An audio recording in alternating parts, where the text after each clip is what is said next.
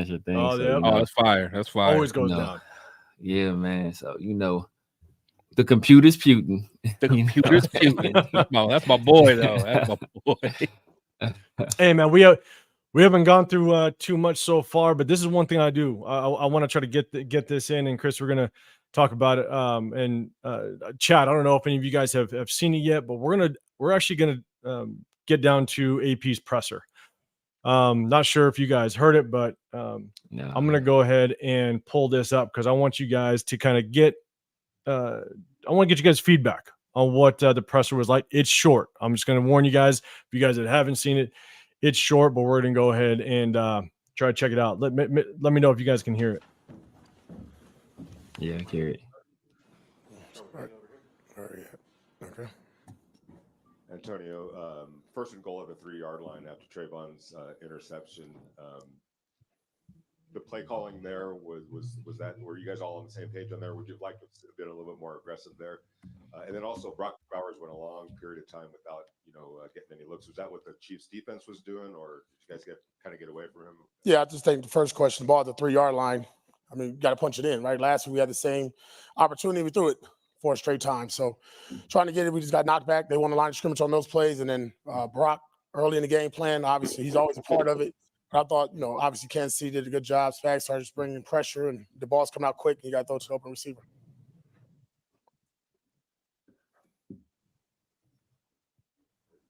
AP, it seemed like on the Chiefs' second to last drive, I think you guys used all 3 of your timeouts. Were you guys not considering saving those in case you had that situation at the end of the game where you needed to stop the clock? I mean, we're looking at it, just looking at the score, looking at all the numbers. If they kick a field goal, it's a 2-score game. Try to save as much time as possible. AP, that last drive of the second half, of the first half for you guys, will you just talk about what's going through your mind? Just what's your thought process there and the decision of how you guys played that out? Yeah, you don't want to give them a lot of time. So obviously you want the clock running. They didn't call timeout after the first one. They did after the second. And I believe third down was an incomplete pass. They got the ball. We got a good punt there at the 20. Want to keep them backed up.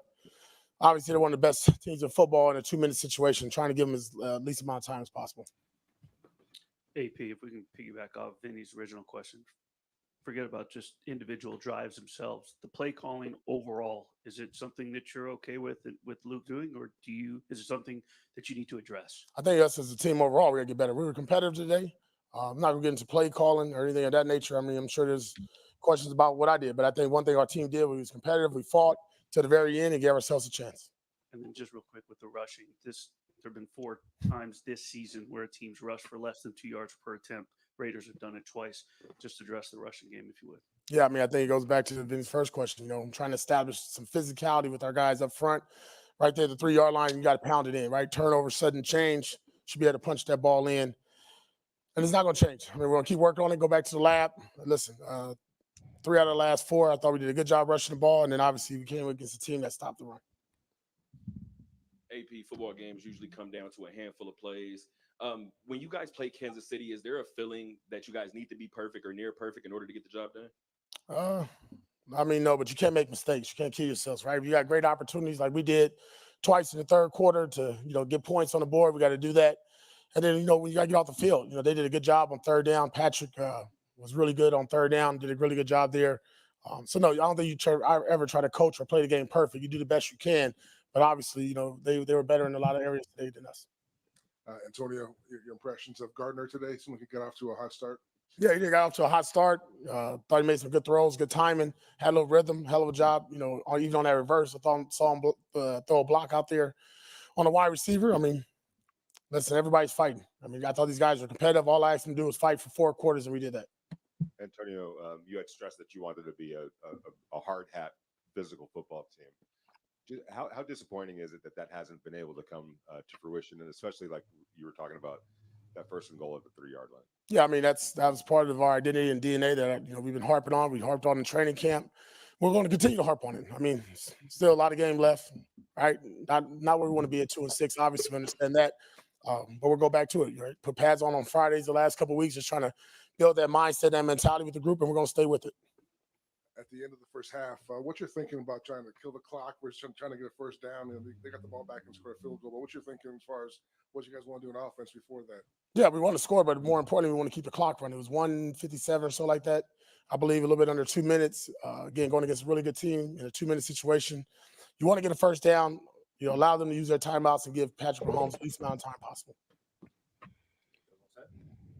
Thank you, guys.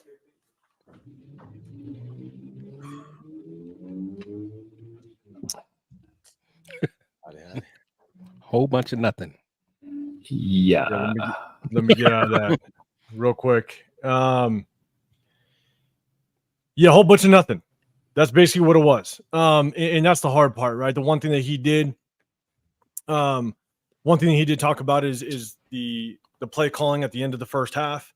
You know, and I agree to it, right? You're trying to minimize the amount of time that Patrick Mahomes has the ball, and we were doing a good job stopping him up to that point, or not stopping him, but just kind of minimizing the momentum that the Chiefs could have had. And so I understand that, but we're going to dive into it. Ryan Edwards, I appreciate the super chat, man. You're saying I feel so bad for Max Crosby. Fire Getsy. That's the talk. Crosby is going to constantly say he is a Raider. He's diehard silver and black. But I'll tell you right now, when someone that does commit himself to excellence, and we all see it, man, at what point? At what point? Exactly. Do you know that this is just not going to get you to the level that you want to be when it comes to a champion, right? That's the only hard part that is going to, and none of us will know that. And Max Crosby ain't going to come out and say it. So we'll never know when that mindset starts to change and turn. But, man, I'll tell you, winning cures all, and we ain't doing it. So that was kind of the press conference. And here's the thing is, again, you don't get much from it. I don't know what kind of moves we're going to see, if any. We got Cincinnati coming up next week, and then we got the bye week. And typically, if you see some moves, it'll happen right before that bye week. So a lot of questions coming from the beat writers there about Luke Getsy. And so real quick, guys, we'll dive into the stats. But Severe, what's your thoughts on that press conference, man? Let us know as you hear it. What are you thinking? I mean, it's like people want to criticize Luke Getsy, right? Like that's like the obvious target. But it's like what do you want him to do? Like, what would you have him do? Like, he has an offensive line that really can't protect the quarterback, a quarterback that's been making questionable decisions, running backs that aren't performing in large part due to the offensive line issues we're having in the run game. So it's like what do you want him to do there? Like, perfect example, right? Like 3rd down, 3rd and 8 at the end of the half. It's like 1 minute and 9 seconds left. We call a rollout to Gardner Minshew. And Gardner Minshew is a veteran quarterback. And I've been a guy who's defended Gardner Minshew. But in that situation, you take a freaking sack. You don't throw the ball away and stop the clock and leave them with the timeout. You take a freaking sack. Make them use a timeout. Them to use their last timeout. Then you can play clock games at the end of the half and hope they don't pick up enough chunk yardage to get a field goal. We didn't do that. We stopped the clock, left them with a timeout. They get a field goal there. Another example, right? Like, I think it's second and 7 or 2nd and 9 near the goal line. Gardner Minshew, hey, he escapes the pocket, runs. It's 3rd and 2. First of all, he slid early, but in that situation, like, look, I'm basically the only qualified quarterback. Protect yourself. You don't want to get knocked out of the game there. And then have to go to Desmond Ridder, who's been there 15 hours or whatever. So I can understand that. You slide. Fine. You slide short. 3rd and 2. The very next play, what happens? Jackson Powers Johnson gets a penalty, puts you in 3rd and 7. So it's like we blame Luke Getsy, but what do you want him to do? Like the difference in this game, was our quarterback is Gardner Minshew and their quarterback is Patrick Mahomes. How many times did we have Patrick Mahomes bottled up? We're about to get off the field. And what does Patrick Mahomes do? He creates something, throws a dink pass, throws a shovel pass. It's 3rd and 7. They pick up, 9-10 yards, first down. Keep those chains moving. Like that's the difference. It's sometimes it's X's and O's, but a lot of times it's Jesse's and Joe's. And we don't have a Jesse or a Joe. We don't have neither one of those motherfuckers. We don't got nobody. You feel me? We So got it's Tito.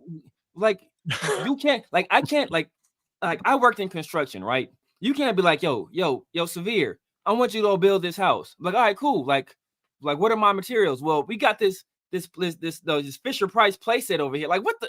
Like, how am I going to build anything with this boy? Like, I can't. You can't say I'm not a good construction worker if you don't give me the tools. Now, if I have the tools and I'm over here, that's different. like just nailing up drywall with like the wrong screws or doing some wild stuff like that. Like, all right, Severe don't know what the F you doing. But this dude has no tools, and you're like, oh, what is the guy doing? Like, what do you expect him to do? He doesn't have the tools he needs. Nobody would have success. Now, would there be a different level of success? Possibly, but we don't have what we need to succeed right now, and it's quite clear. We don't, and we've talked about it, right? We break down film every Tuesday. We have talked about it, and so we have gone through the film. And the only issue I had today with Luke Getsy, and it's not fire Luke Getsy, that's not where I'm at. But the only issue I had was when we kind of got near the goal line, especially that second time when Merrick picked the ball off. I understand trying to just pound that thing in. Don't get fancy with it. Just pound that thing in. And I don't know if you guys saw, but Andre James got his ass handed to him on one of the plays. I mean, flat backed, bad, right? But we've seen Andre James. That's who he is. But do I want us to run out of the gun formation? Not at all. And then finally we went under center. But I just feel like when we're getting close to the end zone, we're just not utilizing our best targets. And that was an issue last week that I saw. Again, I'm not saying fire Luke Getsy at all, but what I'm saying is this was probably the only game that I probably had the biggest issue with Getsy, just in some of the play calls, and especially when we kind of get down to the goal line. But I'm Severe, I'm 100% with you. If you ain't got the tools to do it, then what can we really expect? And that's the problem, right? And we saw some sparks, right? Jacoby Myers is finally back. He finally has a decent number one to complement Brock Bowers. We haven't seen much out of Trey Tucker or DJ Turner at all. And so, but Jacoby Myers came out and had a pretty decent day. And so, yeah, I'm with you 100%. But again, just felt like there was definitely some questionable calls with Luke Getsy. Chris, what's your thoughts? What's your thoughts on the presser? And maybe to tag on to what Severe was saying, what's your thoughts on just kind of how the offensive structure was? Yes, the presser, again, like you guys said, it wasn't too much anything. But again, I don't look too much into those pressers anyway. I think a lot of times it's just, just for PR, just to kind of spin things if they want to spin something. And nowadays you kind of got to be careful what you say anyway. So I don't expect him to give us a whole bunch of insight about, any, why they did certain things. So I'm not tripping too much on that. But there is a lot of complaints about Getsy and what he did on the goal line. Me personally, I'm okay with it. Like when you're that close, when you're, at some point, man, you have to, again, it goes to player execution. Guys have to be able to win their one-on-one matchups. Like, the thing is, if we would have came out there and he did, play action for first and second down and then ran it on third, you guys would have complained. You know what I'm saying? They would, how come, so, hindsight's always 20/20. So it's always easy to say, like me personally, I've always been the type to say, if you're on the 3-yard line, run the ball 4 times. If they stop us, then they deserve to stop us. And we just are trash. Like, you can't, I don't know, man. I'm not going to sit here and say I was mad at Getsy for that. However, I'll tell you what I was mad, and I don't know if I just, because someone sent me something, and I don't know if it was like photoshopped or not, but on that play that Gardner fumbled, was Thayer Mumford lined up at wide receiver? I don't know. I don't remember. Someone sent me I a sure picture. hope not. Someone sent me a picture, and I put it in our group chat. Severe. I don't know if you had a chance to see it earlier. Yeah, I'll send it to YouTube. I saw it, and it looked like number 77 was out there. I sure hope not, because then I'm gonna send it to you, man. It just like I said, maybe it send it was to me. okay, yeah. LS said he was. Okay, that's what I'm like. He was. I don't remember. Yeah, he said I he can don't remember. confirm. It's like That's stuff like that. There is nothing. There's nothing Getsy can tell me. And he was really in his wide receiver stance too. Wait, what situation was it? It was a play that Gardner Minshew fumbled. Here, I'm gonna show you. Yeah, here, I'm gonna send it to you right now. I don't remember. I sure hope not, man. But look, that's what I'm saying. I saw that. I'm like, bro. I mean, he was really in the stance. And hey, reward the big fella, man. He been working on them routes all week long. But look, okay, but to piggyback off what Chris says, right? Well, two things. I want to take you guys back. Go in the time machine. Ooh, here we go. Time machine. Let's get it.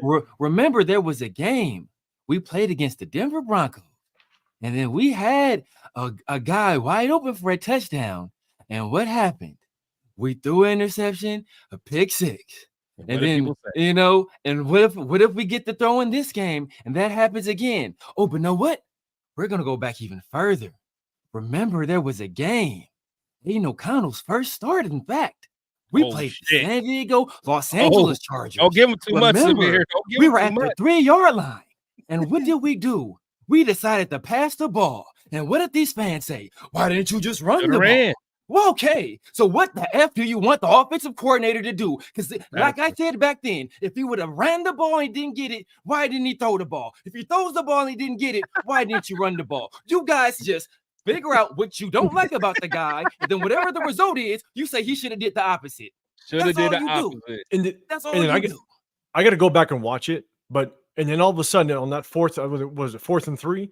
We actually get back in gun. We're gonna throw it, and then what does Gardner Minshew do? He runs. He steps right up into the pass rush. Yeah. Now again, I got to go back and look. I don't know just how much he was influenced. I think he tried to. I don't know if he's you're not Lamar Jackson. Like you weren't gonna. Yeah. You weren't gonna score there. Like what? And not to derail a little bit, but man, I'll tell you, like Gardner Minshew just does not seem anywhere near as athletic as I remembered him maybe with Indy, where he could actually get somewhere. It's like guys hawk him down so quickly. Me too. I thought he was a guy that can get away, and he used to be that. Like I know for sure he used to be that. I don't know if he just lost a step or he hesitates too much, but no, that was one thing I always liked about him. Like he can at least evade pressure. He's not doing that. Yeah, and so Unfazed said, kicking field goals or what have you. My thing is like, look, I could see Antonio Pierce on the goal line with his mentality just being like, run that shit in. Just run that ball in. You know what I'm saying? I think that's what, in my opinion, that's what he was maybe trying to just do, is like to punch that ball in, because these are the situations. These are the type of situations to where it's man on man. It's basically who wants it more. It's back in the day with Oklahoma drill, right? Yeah. You're just one-on-one. It's time to go. We're gonna take them. We're gonna take their heart right here, and we're gonna punch this thing in.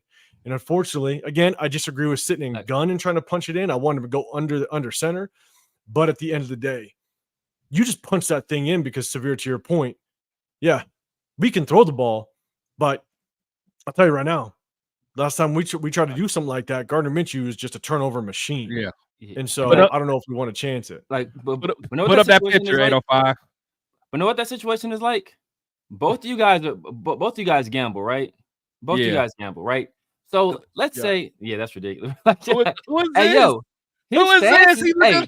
Hey, his stance is clean, bro. Hey, look, I played white out. I got that right foot out. Bro, look at it. He made it some work. Hey, that man's stance. His stance is clean. His stance is better. Who is that? Brock? His stance is better than Brock's, low key. Hey, eyes inside. We ready to do work, bro. Is that? Yeah, that's fair, bro. That's fair. That's fair. Hey, his stance. Look, his stance is clean. Bro. Hey, get that man some looks. Get that man. Get that man a look. He better than who's this? Is Jacoby? Yeah, he better than Jacoby. Hey, Turner. Is that the telling you, man. His stance is clean. Hey, look, I can't say nothing about that man's stance. I like that. Hey, weight distribution is good. He got that back leg planted. Yeah, perfectly. like at the outside. Oh, bro, look. Hey, it's clean. It's clean. It's clean. Hey, look, eyes inside, looking at the ball. Man, Inside. hey, And look, I like it. the corner was like, I ain't pressing him. I ain't Yeah, pressing him. exactly. Yeah, look, Yeah. but look, but you guys are gambling, man, right? But like you know, Yeah. we all gamble, right? Know what that goal line possession was? Like, have you ever won a bet and you're like, damn, well, shit, I'm about to double up, right? I'm about to use some of what I just won, and House money.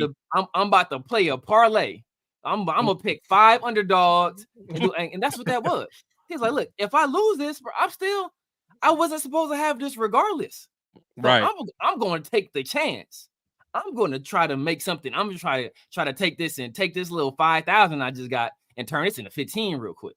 You feel me? Like, that's what that situation was. That's why he's not going to kick a field goal there. Like, what are the chances? What are the chances we get down there again? We may not get back down there.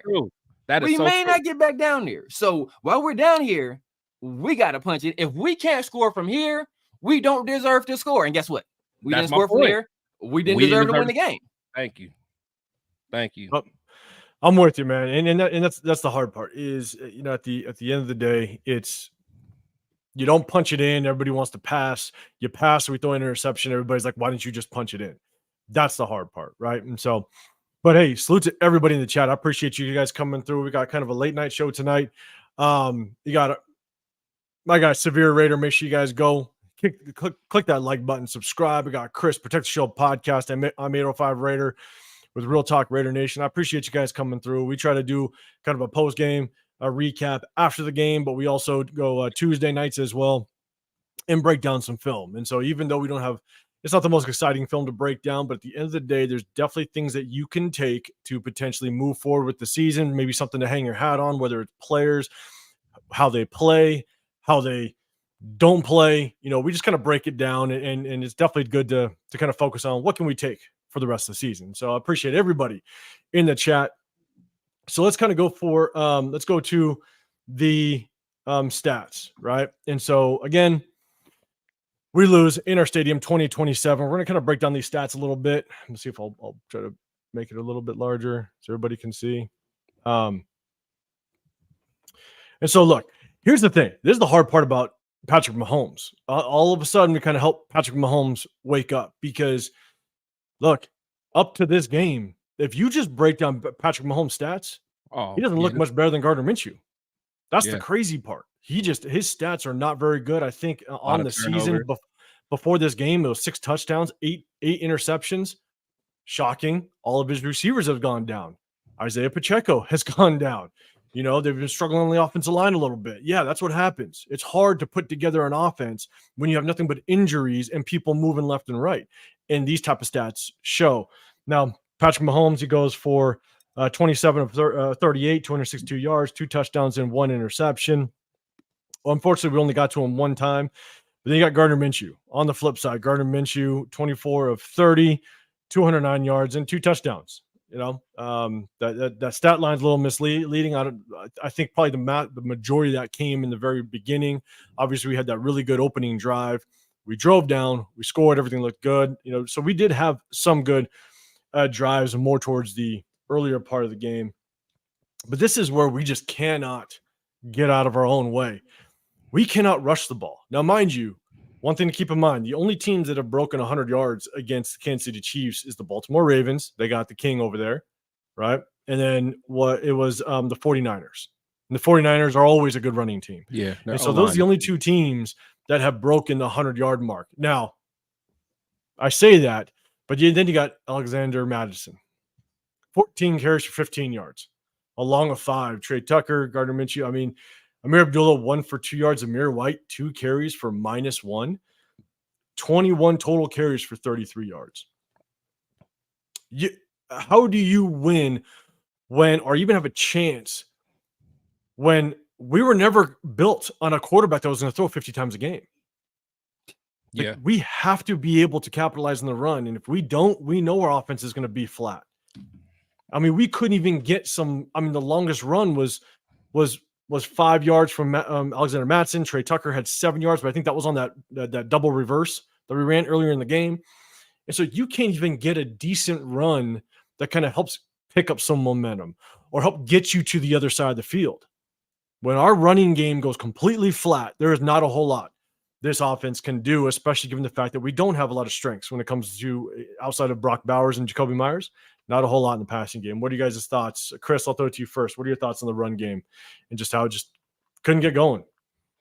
Yeah, it's just one of those things, man. I mean, we're just not a threat at all. Up front, we don't get no push. There's no holes. Actually, there were a couple plays. I think Madison probably could have cut back, but again, that's just kind of our angle. So once the other angles come out, I could see it a little bit better. But I mean, it's just no threat. So therefore, they know that we're not going to be able to run. So therefore, it's easy to kind of spend your time locking down a Brock Bowers if you have to, or even a Jacoby, because you just really have to focus on one or two guys. But I always believe just that being able to run the ball, that's just a mentality, at the end of the day, because any lineman in the NFL knows how to block. You wouldn't have got this far if you didn't know how to block, unless you're like Brandon Parker or somebody. But besides that, it's like how to block. It's just either you have the dog in you or you don't, and we just don't. We just have a lot of guys with no dog in them, and I'm not sure. Maybe you guys can tell me. Did James get hurt, or did he get benched? Because I think at one point JPJ did move to center, right? Yeah, that's what I was saying. Did he get benched? Cause I don't think I saw him tweak anything. Like I just all of a sudden I saw Whitehair was in there at guard, and I saw they bumped JPJ inside. So I didn't know. I don't know. So you guys have to let me know. I don't know. I got to go back and look, to be honest with you. I mean, I was like taking notes, going through the whole thing. But before I forget, Severe, I'll throw it to you. But Sacktown Raider, Mike, I appreciate you 100%. Let me try to put up your previous one as well. He says, please, nation, send prayers to a lifelong Raider fan, Les, aka Pinhead, who is in the hospital in ICU. Please send prayers. 100%. Everybody, make sure you keep them in thoughts, and hopefully everything pulls through, man. I'll bring it up again later in the show, 100%. But definitely prayers up, and hopefully everything definitely works out. Everything. The good thing about the Raider Nation, man, is we are always there. The Raider Nation will always be there. And if you want to talk about one fan base, they'll all come together. It's definitely us. So appreciate everybody. Make sure you keep those prayers live for them. Severe, what's your thoughts, man? Again, I kind of just said it's tough, man. That Kansas City front seven, their defensive backs are tough. Their defensive backs have been hurt. They're susceptible. But that front seven is still very hard to run against, and that shows in the stats throughout the entire season. But we're just struggling. We couldn't get anything going, man. What's your thoughts? Yeah, man. I mean, like, you just look at the stats. Like, it's like the like outside of like prime Barry Sanders, there's not a running back on planet Earth that's gonna have success in these situations. Like, I saw on several occasions, like Chris Jones literally just like move DJ Glaze out the way, like he was a child. Like, excuse me. Like, and he's in the backfield. Like there's, what do you want? Like we had 33 yards rushing. More than half of those yards came from non-running backs. Like, what's that? 17 yards came from Trey Tucker, Gardner Minshew, and DJ Turner. So we had like 16 yards rushing from running backs total. Like, no, like this, like it's not. This is and this is an offensive line issue, and it's a mentality issue, and that's what it is at the end of the day, and possibly a scheme issue, right? Like I can see that being an issue as well, but like at the end of the day, you gotta sack up, you gotta put a hat on a hat, and you got like, because like generally offensive linemen, they love to run block. They take pride in that. Yeah, they take pride. They're like, hey, it was like, coach, call a run. I want to go up. That's their opportunity to deal a blow. To like, okay, I've been sitting back trying to read your movements. Now I get to put some weight. Like, but these dudes is terrible at that. Like, bro, like this is look, bro. Like, People think Austin Genty's gonna get here. Like, what the fuck is Austin Genty gonna do with Chris Jones is sitting in his lap? Like he's not gonna do nothing. But lay the hell down. So don't get like we need to draft the first round running back to do what? So he can average 2 yards a carry instead of 1? Right. Like no, it's not gonna help. It's not gonna help, man. We need a mentality change and possibly some shuffling on the offensive line, just to make. And before we even think, and do we need an infusion of talent at running back? Yes. Before we even think about doing that, we need to handle what's going on up front first. Yeah, I'm 100%. I mean, and that's.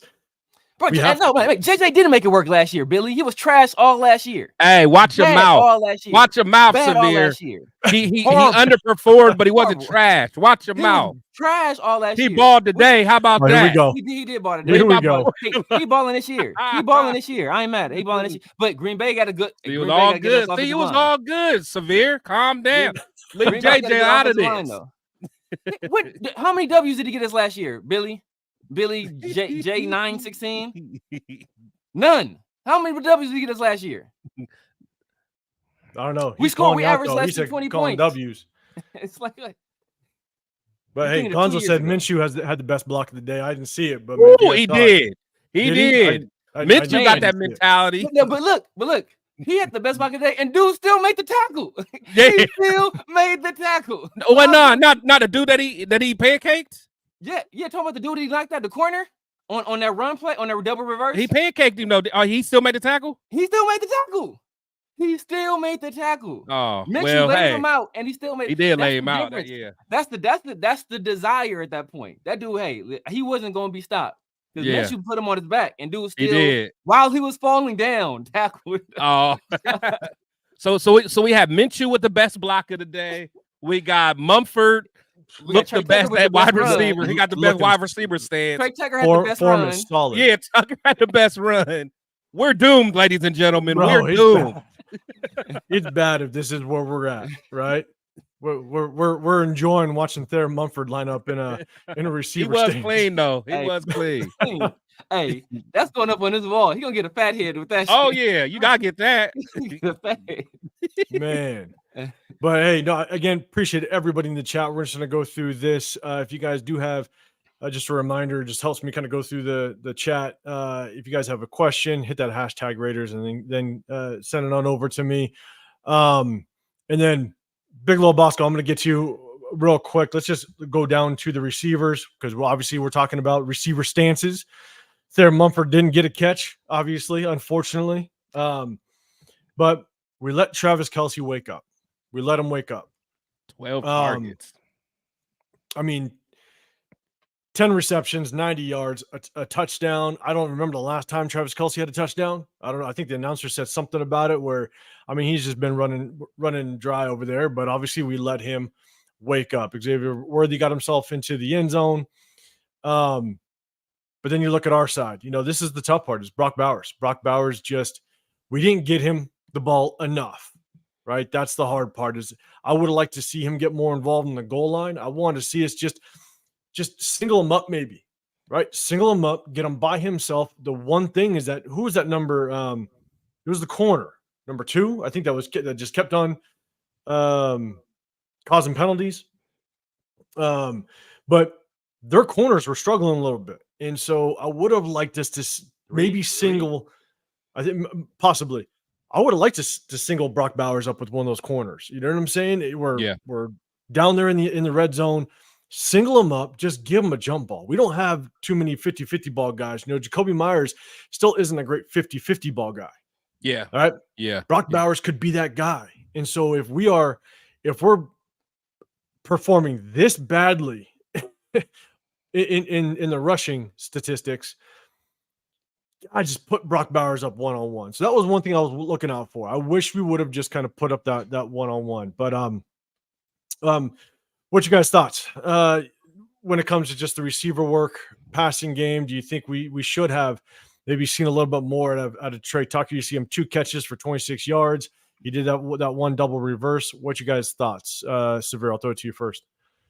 Yeah, man. Trey Tucker has some of the worst field awareness I've ever seen in my life, bro. Like that dude never, like I think he had an opportunity for a real big play at one point. I think he got to the sideline and he like stepped out of bounds like prematurely before he cut. Like, bro, you got to know where you are on the field, man. Like that, like stuff like that, like that kind of stuff. No, that stuff adds up. And if you're doing that stuff, you're just running the ball. I can only imagine, like, are you getting the correct depth on your routes? Like, are you running the routes with the proper timing and precision? That stuff like that matters, especially when you got, guys like Chris Jones and George Karlaftis on the other side of the field, guys that are like, coming screaming upfield at a quarterback that's already showed like, hey, you know what? The pressure, all the hits he's taking is starting to get to him. Like, he's trying to get rid of this ball on time. Like, if he's supposed to be out on 5, like, bro, if you're supposed to be at your depth, supposed to be at 12 yards, brother, you better be at 12 yards so I can throw this ball. So I think that's the issue there. But yeah, man, like, I think they started taking Brock out of the game. I mean, they just made it a concerted effort. Like, you know what, this guy, he's not going to beat us. He's not going to beat us. He had 5 targets, 5 catches, but they was like, you know what, we're not gonna let you beat us. I agree. That's what you want to do, right? If you're going to go up against us, that yes, Jacoby Myers coming back, but it's his first game after the last 3 weeks missing, and so it's going to take him some time to get going. But you're gonna take Brock out. That's your number one objective, to just take out the number one target. So I 100% agree with you. Chris, what's your thoughts, man? Thoughts on just our passing game, the receivers? Is there something you wanted to see more of? Is there someone that you're just kind of disappointed with when it comes to the receivers? I mean, honestly, to me, it is what it is, man. I mean, what are we really expecting? What we're seeing that Gardner is not, who I thought he was going to be. Granted, I'm still not going to say it's all his fault. I mean, I think it's a combination of a lot of things. Our offensive line not only can they not run block, but they struggle pass blocking as well. And I think, Gardner just being a guy, he doesn't trust that offensive lineman. So a lot of times he rushes or he panics a little bit. So, I mean, it's all that. And you don't have a running game that can complement what you're doing. So, none of it's really going to work and be able to be sustainable because, I mean, we're not cohesive at all, so, we're not going to be able to get Trey Tucker down the field at all because the linebackers, they're not going to respect the play action. So, that middle of the field is not going to be open like it could. So, I mean, it's just a lot to it, man. But, I will say I thought Jacoby looked pretty good coming back. So I did like seeing that. But, everyone else, I didn't see much separation. Didn't see much scheming people open. I know we tried to scheme Brock open a little bit early, but I feel like we kind of went away from that. So, I mean, it is what it is, man. These are our receivers. This is who we have in house. I mean, I can't act like I expected a whole bunch from these guys, unfortunately. Yeah, I'm with you. And when you talked about scheming people open, I do think we struggled today to do that. But we also know, and I mean, we are coming up here, is that we have a problem with that. It hasn't necessarily been too much of a problem in the past. We break down the film. We go through the film every Tuesday night. I break down the entire film to find the plays to kind of go through. And we do scheme receivers open. Problem is Gardner Minshew just can't find him. He doesn't see him. Sometimes he's looking straight at him and they're wide open, and he just doesn't even see him. And so it did look like we were struggling to do that this game. But again, we're going against a pretty good Chiefs defense, especially a good front four that comes after that quarterback. And so they were definitely getting after Minshew. And again, I think what I struggle with is I just thought Minshew was going to be just a little bit better at being that mobile type of quarterback. And he's just getting hawked left and right. And so it's just not helping out our offensive line. And so again, just so you know, Big Little Bosco, we're going to come back to your comment that I had up before. We'll definitely get back to it, but let's talk real quick on the defensive side.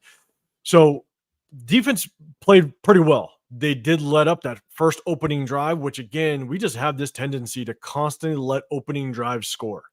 I mean, the Chiefs took the ball, opening drive went down and scored. And made it look easy. We got to break that. We got to break that trend. It's happening week in and week out. We're relying on this defense to really kind of carry us. And so, we had Robert Spillane, man. I was actually very, very happy to see Robert Spillane come back in that game. Oh, because yeah. the way that he was limping off, I was concerned just how bad it could have been. And so, Severe, what's your thoughts, man? What's your thoughts on the defense? And there's a couple names on here that actually stood out to me, but what's your thoughts on the defense? How do you think we did today? Yeah, man, I think we did. Like I said, I think we did enough on defense. A big issue we're having is we don't have enough pass rush. So we giving Patrick Mahomes a whole bunch of time. So they're able to sight adjust on these routes, and Travis Kelce just finding holes in these zones, and he has enough time to do that because like there's no pass rush, so we're not making him get the ball out of his hands quickly. Like last year when we had Malcolm Kuntz and Max Crosby, the ball had to be out of his hands pretty quickly. Now he's having a little bit more time to navigate, a little more time to run around. They can do less this improvisation type stuff, right? Like several times he was able to complete passes over the head of Diablo or over the head of Spillane. And part of that is just because they have enough time to do that stuff. Like last year, they didn't have that same amount of time. So I think that was an issue. I mean, I swear after Spillane left the game, right? I think that was on the goal line. Yeah, it was near the goal line, and your boy came in. The very next play, and I think they put Diablo, because Diablo, I think he was out wide. I think he was in man coverage because he was like nowhere near the middle of the field. They had Tommy Eichenberg, and they ran the ball. They was like, "Yo, that's my patch right there." That's they where ran we going. the ball directly at Tommy. Right at him. It's like, what the hell is this dude doing, bro? What are you doing? This is supposed to be your thing. Like, this is your thing. Like, it's like that's like Steph Curry going 0 for 10 for 3. Like, what? Like this is what we got you for. Like, this you're a 3-point shooter. Like, he's supposed to be a downhill like football guy, right? Like, this is your situation, bro. You ain't got to move left to right. All you got to do is come downhill.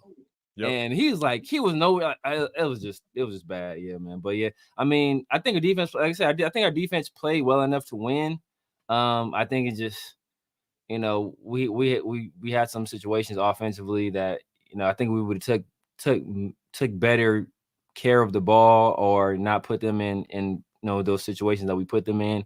I think there would have been a little bit of different result. Like I said, we had the turnover, the fumble, then we gave them another 3 points. On the field goal, that's 10 points right there. So, it's I think they're, for a shorthanded unit, I think they're doing well. Yeah, no, I'm with you. And there's Tracy Tucker says, "How Trey going to come out here and he doesn't get any targets?" And that's the hard part, right? You need to protect. You need to have the protection in order to kind of get the ball downfield. It is tough, but Chris, what do you think? What we're struggling. I mean, outside of that double reverse, there's not a whole lot we're doing with Trey Tucker at this point. He's supposed to have that speed that takes the top off the defense. What do you think the struggles are with getting the ball to Trey Tucker, man? He just hasn't been producing. Well, I mean, it's tough because, what he's good at, I mean, we don't have time to get him the ball, downfield. Plus, you got to think with Minshew's arm, you're probably going to have a limited playbook, with Minshew's kind of arm talent. It's just, it's tough. I mean, you can only do so many like bubble screens and all, and end arounds and things like that. I still think there's some more things that we can do to get them the ball. I mean, it's like you really have to scheme them open. I mean, it doesn't always have to be long shots. I just think if you can just figure out how to get him in space, that's what we need to do. Figure out how to get him in space, with stuff like, with rub routes and things like that. But I don't know, man. A part of me is like, I don't want to blame Getsy for everything, but it just seems like some of the most remedial things like he's not doing as far as when you're trying to get someone the ball. So I don't know. I wish I had a better answer for you, but I just don't know, man. I think that's the one point that you said earlier is I do think there are some limitations to get to Minshew's arm. Yeah. I mean, when Minshew gets off his spot, and the one thing that's bad about Minshew is that he doesn't have good footwork. His footwork is awful. And that's what it is. And it makes the ball either float or just be inaccurate. I mean, I think his actual arm is not that bad, but his mechanics are so bad that ball can go anywhere. Exactly. I mean, he thinks that he is kind of his own little Patrick Mahomes-esque a little bit, right? Where he can move and do those off balance throws, and where he can kind of sidearm it. And the thing is, his arm, the strength in his arm diminishes ridiculously when he's got to move. And so typically you find those deep shots when you're kind of moving, the receivers got to change direction and go with you. And we saw it last week. We saw it last week against the Rams when Minshew had to roll out, and it looked like he might have been trying to go to Trey Tucker, maybe, but it just didn't look. When it was picked off, his arm can't get there. That's the crazy part. So I do think that there's just pure limitations to what we can do when it comes to a deep ball, because Gardner Minshew just can't get it there, unfortunately. And so kind of as we go through this, the only thing that I will point out is I think Jack Jones still needs a lot of work. I mean, there was a couple plays early where, I mean, he's just not producing like he did last week. Yeah, he had a couple decent plays late. He got all hyped up when he batted a ball down and ran halfway across the field because he batted a ball down, celebrating. Yeah, but time out.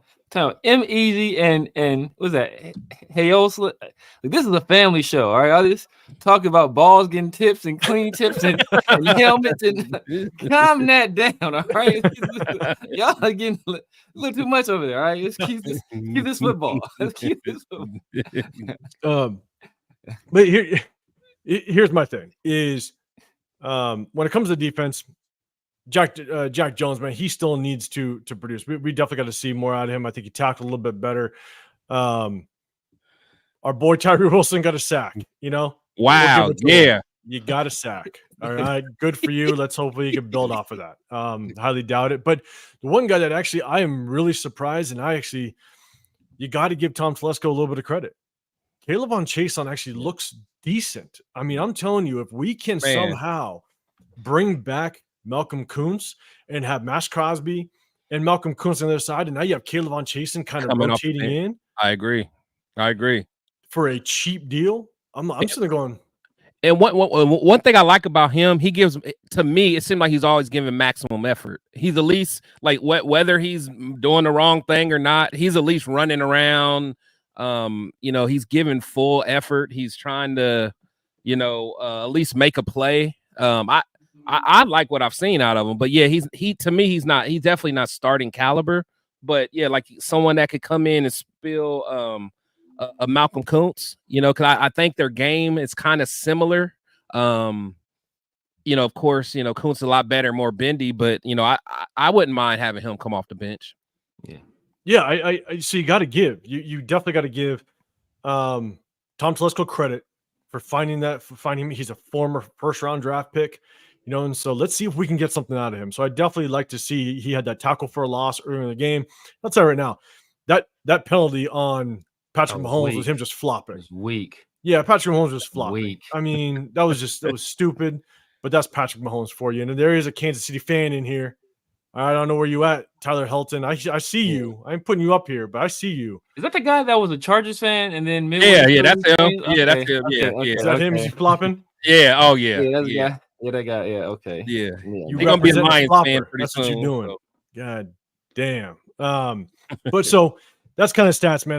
We're gonna break those down, obviously. Not a whole lot to kind of take from it, but definitely some positives, especially K'Lavon Chason. Yes, Tyree Wilson got a sack. We'll give him his flowers this, probably this one time for the rest of the season. But there was a question, and I'm going to kind of bring us back up to the big screen. There was a question by Big Low Bosco, man. I told you I'd get back to you. He says, is there anybody on the offensive staff that could play call, have play calling experience, familiar with the power run blocking with a fullback? I feel that's the only thing that can open up our offense. And we got coaches on this staff that have called offense, right? We got Philbin. We got Philbin. Scott Turner. Scott Turner. I don't think Edgar Bennett didn't do it. He was Edgar Bennett offensive didn't do it. coordinator, but he didn't never call plays. I don't think Spags did either, right? Our quarterbacks coach. Oh, so Rich Scangarello, not in the league. Scangarello. I think he did it at Kentucky to disastrous results. So it's like, got it. Like they ran him out of town. He was so bad at it. So yeah, I mean, outside of Getsy, it would be Scott Turner or Joe Philbin. Scott Turner, I'm pretty sure he's his own guy. He's a West Coast offense guy as well. So probably more of the same. I don't remember what kind of philosophy Joe Philbin has, though, to be honest with you. But I assume if he's on the staff, I would assume he's a West Coast offense guy as well. So I don't remember either. And it'd be really hard. It'd be really hard to know, okay, does his old school ways still translate to what we do today? It's hard. We don't know. None of us can know or will know unless he gets thrown in there. But one of the things you put on there is bringing in a fullback. At this point, I don't even know if a fullback would help, given the fact just how horrible offensive line kind of looks when it comes to run blocking. We're way beyond that. We're way beyond a fullback. Yeah, I think it's more than a fullback that we need because we do a lot of motion with bringing in Brock Bowers into the backfield. One thing we got to kind of remember is a lot of this offense was geared towards Michael Mayer being here, and he's not here. And Michael Mayer was going to be one of those run blocking type of tight ends that hopefully he could have helped in that sense. And it still remains to be seen just how Luke Getsy was going to use him. But that's just one portion of it. And I think that's the reason why we didn't bring in a fullback or have a fullback-based type of run scheme, because we were going to run multiple tight ends. And you're going to move those tight ends around to potentially kick out, DNs and do all that stuff. But at this point, I think we have some more concerns than just a fullback at this point. But I can't remember if Luke Getsy ran a fullback with the Bears last year. I don't think he did. I think he was more single back because he ran a lot with Justin Fields as well. And so a lot of RPO action. And so, yeah, man, it's going to be tough. I think at this point right now, there's just more questions than answers. And if we bring in a fullback, could it help? Possibly, but I think we still have so many issues with the offensive line. That's going to be a struggle. And so here's my thing. A lot of people keep saying, fire Luke Getsy. Do you think it is time? Even though, and we have the chat, everybody's talking about it. Do you guys think at some point, whether right or wrong, Luke Getsy is maybe before the bye week? Do you think Luke Getsy might see the axe before the bye week? Because AP might need a scapegoat at some point. He might need to put the blame somewhere if someone's going to go. It ain't Patrick Graham. So do you think there's a chance we might see Luke Getsy cut and fired before the bye week? No. Yeah. No, go ahead, Big Dog. Go ahead. Yeah, I say that just for that reason, I think it'll happen, pretty soon. Because just for the specific reason of having a scapegoat. It's not always fair in the NFL, but that's kind of how it is. There's always going to be that fall guy if things don't work out. So that's going to buy AP some more time. More than likely, it'll probably buy him some time from the fans. I think once they make that move, then the fans will kind of give him a little bit longer, potentially, the rest of the year, to kind of give him an opportunity to get things going. But I think there is zero chance that Getsy makes it past our bye week.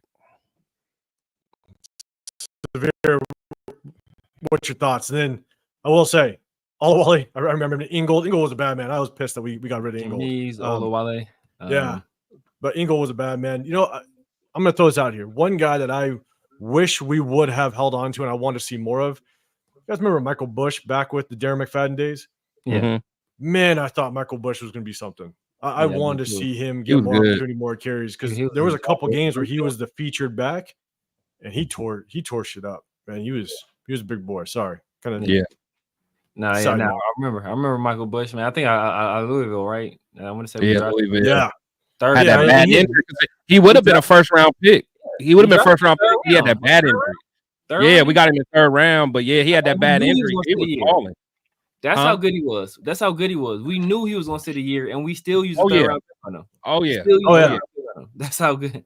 But but I don't see Luke Getsy getting fired. I don't see him getting fired before the bye week, or I don't see him getting fired this year. I think they'll play this season out and then get rid of him after the season if that is the plan. I think the first thing they'll do is they will take play calling duties from him. I think if that's what needs to happen, I think they'll do that first. I think that will be the next logical step, and then at the end of the season, if we haven't improved, I think he'll be dismissed. But like I said, there are a lot of contributing factors to why this offense is so bad. Is Luke Getsy one of them? Yeah, he's one of them. He's sometimes excessive screen passes, stuff like that. I think it can get a little mundane, but he's also working within certain parameters, and those parameters are dictated by the skill level of the players that he has. And when you don't have, like I said before, if you don't have the tools, it's hard to complete the job. Yeah, Money Chuck saying it's time to fire him. We got a couple people in the chat, and I know that's been kind of the rhetoric as it stands right now. Just basically fire Luke Getsy, because look, we are in an offensive driven type of league now. You gotta score points. That's what everybody wants to see. Everybody wants to see points scored. Here's my thing, and this is kind of my take on it, is because of all the things that we've said in the past, right? Severe, you're making that point of don't tell me to build this house when you're not giving me the tools to do it. If we let go of Luke Getsy, right? Let's say Luke Getsy is fired, I don't think anybody that comes in is going to do anything with this offense. No, that's what I'm saying. Nothing's going to improve at all. No, not at this point. Exactly. And so if you do let go of Luke Getsy, I think that if you bring somebody in, you are trying to get a little bit of a spark. You're trying to show that you're trying to win. And so you're going to fire Luke Getsy knowing that you're bringing somebody else in that can do a better job. That's the only reason why you fire him, is you think there's somebody that can do it better. And if that somebody comes in and can't do a damn thing because of the lack of talent, because of the lack of players, or what have you, then what excuse does AP have? Can he ride that excuse? Can he ride the fact that our offense continues to suck, even though he let Luke Getsy go, and you bring in somebody in hopes to do better, and that person's garbage? Can he still ride that excuse of, well, it's all Luke Getsy's fault? I mean, that's kind of, I just don't know if he'll let go of him, because if you let this thing ride out and it continues to go bad, Luke Getsy's fault or not, you at least have that scapegoat at the end of the season. At the end of the season, now you can say, oh, no, look, that offense was trash all season long. That's why we lost, and he retains his job. I think that's maybe the only reason why we don't see Luke Getsy go. One question I do have, and I don't know if you guys saw it, and I tried to find it in chat. Let me know if you guys saw this.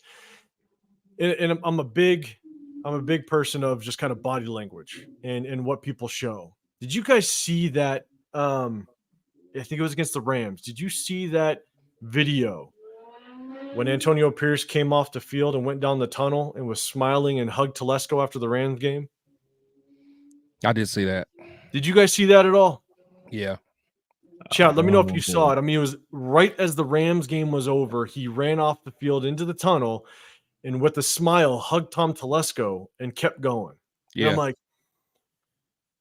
it's not like it was you went in the locker room, you guys did your speeches, you did your press conference, you're coming out of the locker room, maybe you're smiling about something else went on, you're hitting the bus, you're going in the airplane, blah, blah, blah, right? But it's right when you exited the field after you lost last second with the Gardner Minshew interception, and you kind of hugged Telesco with a smile on his face. Yeah, it was weird, man. It was almost like it wasn't the face of someone that was like concerned for their job, concerned or pissed off that we just lost in that kind of way. Yeah, so I don't know.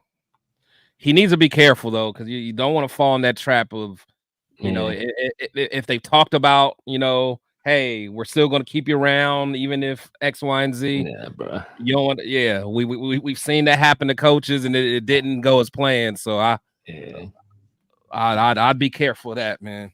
I'm just saying, because that's a hard one to watch. It's a hard one to look at when he comes off the field right away, and all of a sudden there's just smiles between the two, and it's like, no, you didn't see Telesco's face, but so I mean, look, we're now 2-6. Yes, we played an undefeated Chiefs team. The Chiefs, they just know how to win. They figure out ways to win. We are the complete opposite. We have no way of figuring out how to win at this point. You know, we're beating some teams that we aren't supposed to, but when we're losing teams like Carolina and the Broncos and the Rams that we should beat, and we're losing to them. And this isn't just an AP thing. This shit's been going on for years. So this is my thing. We're now 8 games in. We're basically halfway through the season at this point. What can we hang our hat on at this point? Is there anything moving forward? Because we're dead last in the division. We've lost to all 3 division rivals, right? The Broncos are looking better and better as time goes on. They just beat the crap out of the Saints, right? They played the Saints today, I believe. Yes. You know, I believe the Chargers won today as well. Yeah. Yes. Here's my questions. We're dead last. Where do we go from here? On Tuesday, I think all of us were kind of on the same page of, I've never said tank. Yeah. But I've never been this close to being all for it, just because of the way that we are going. And so here's my question. Join the club, bro. Hey, I just gotta say, just join the club, man. Hashtag SS. Exactly. Join the club, I've never said tank either, 805. Never have I said tank. That's true. Never. I am so there, and I've never in my life ever thought I would be there. Never, ever. And I hate it. I was telling people earlier, like, I feel uncomfortable being so complacent while watching the game. I've never been that way. I was sitting there complacent and just like, that's not even my personality, man. And I hate it, but all I'm holding on to is like, who's our quarterback of the future? And I hate it. Yeah, I watched the game, and then I immediately go watch like Cam Ward highlights, and it's like a shot of dopamine. I'm like, oh, I feel good to the mug. Right, man. That's the only way. That's amazing. For everybody in the chat, and again, I appreciate everybody rolling through. Make sure you subscribe to my guys. I got Severe Raider up there. Go check out his channel. Got Chris, Protect the Shield podcast. I'm 805 Raider, Real Talk Raider Nation. Wherever you're at, make sure you hit that like button. Make sure you guys subscribe. We do this every post game, but we also hit you guys on Tuesday nights. We break down some film and talk about it. But we're going to end this show with talking about quarterbacks, okay? College quarterbacks, because I'm finally dipping in. I take about halfway through the season, then I start dipping into the college scene.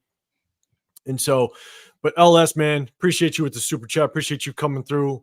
It's a question for you, Severe. If the tools weren't there, why would Getsy take the job? I think Getsy sold them sand in the desert, and Devontae probably signed off on it. What's your thoughts, Severe, on that? Because there are only 32 of these jobs in the NFL, and if you're offered the job, you take it.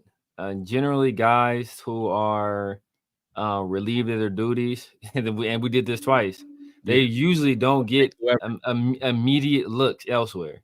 So Luke Getsy got an immediate look, and Tom Telesco got an immediate look. And you would say, oh, well, you that was a mistake then. Why would you hire a guy that just got fired? Well, a lot of people are loving what Tom Telesco is doing. So that was a risk worth taking.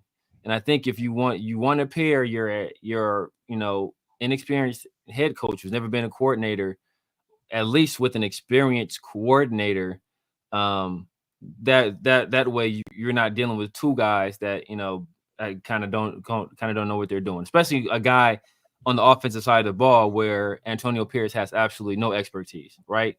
So that was the reasoning, and I think Luke Getsy, he saw what we had here, and he thought he can make it work. I'm pretty sure there was also some assurances made that we're getting a quarterback. I'm pretty sure there were some assurances made that we are going to get a quarterback we've heard the language time and time again. Hey, we're not going to get a Band-Aid at a quarterback. We heard AP talk about, hey, whether it's in the draft or free agency, we're going to get us a quarterback. And he said, worst case scenario, we're going to roll with Aiden O'Connell. So, you got to know at that point, that's like a distant thought. It's like, oh, if everything else fails, we'll roll with Aiden O'Connell. So there were some assurances there, I'm sure. And Luke Getsy, he took that job opportunity, under the impression that we were going to make a move there. And apparently, I'm pretty sure that Michael Penix was a guy that we thought would be available. I'm sure a lot of people thought he would be available there. I'm one of the few people that said he would go top 10. Most people didn't want to take him in the first round, and guess where he went? He went at 8. So I think that was part of the calculation there. I'm with you, man. I'm with you. And then so here's my thing I asked the question. I'm going to kind of go back to it. You got Dixie says Brock Bowers is elite. I asked the question, what do we hang our hat on at this point? Right. And again, we'll end it with the kind of the quarterback talk, but we're 6-2. We're at the bottom of the division. We've lost to all 3 division rivals. They're getting better. We're not. That's the problem. Right. Yep. And so what do you hang your hat on? Is there something that we can just take positive moving forward and really go, look, let's build on this. Let's build on these certain points. And Chris, I'll throw it to you first. What do you think? What do you think is there something that we can kind of hang our hat on as we continue to roll through this season? Besides just kind of looking into the future of like draft and stuff, but like if I'm just looking at it now in the present state, I would say, you want to just see the young guys continue to develop. You want to see Glaze continue to do well. I know he didn't have his best game today, but who would? I want to see JPJ. I like that I saw him, playing a little bit of center.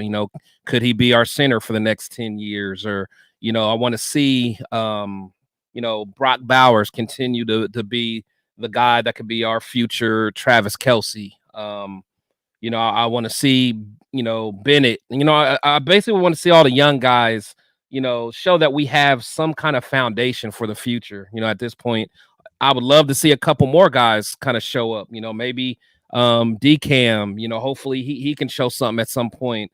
I want to see Isaiah Palomau. I want to see if is he going to be a guy that could potentially be a true long-term starter, or is he going to be a rotational piece? Like stuff like that. At this point, I'm just looking at the young guys. No Diddy. And I just want to see guys that that could just be part of the future, man. That sounded crazy when I said this. I was like, I just want to make sure we clear, man. I'm just trying to look at the chat and everything, and all of a sudden you just threw me off with that one. Okay, yeah, you keep going. No, I mean that's it, man. It's just and plus I want to see if we got a red zone threat in Thayer Mumford. If we need to do a 50-50 ball, a back shoulder fade to Thayer Mumford, who knows? Yeah, man. And Dirk, yes, I mean, I'm trying to go through the chat. So again, guys, if you have something for us, throw up the hashtag Raiders. It'll catch my eye. But I appreciate you rolling through. I got mine, but severe. Let me throw it to you real quick. We got a couple people that in the chat basically saying they're hanging their hat on the fact that we could potentially have a top 5 draft pick. And yeah, a lot of people are saying go ahead and tank. But what's your thoughts, man? What do you think? Is there something we can kind of hang our hat on moving forward? Now that we're sitting 2-6 and at the bottom of our division.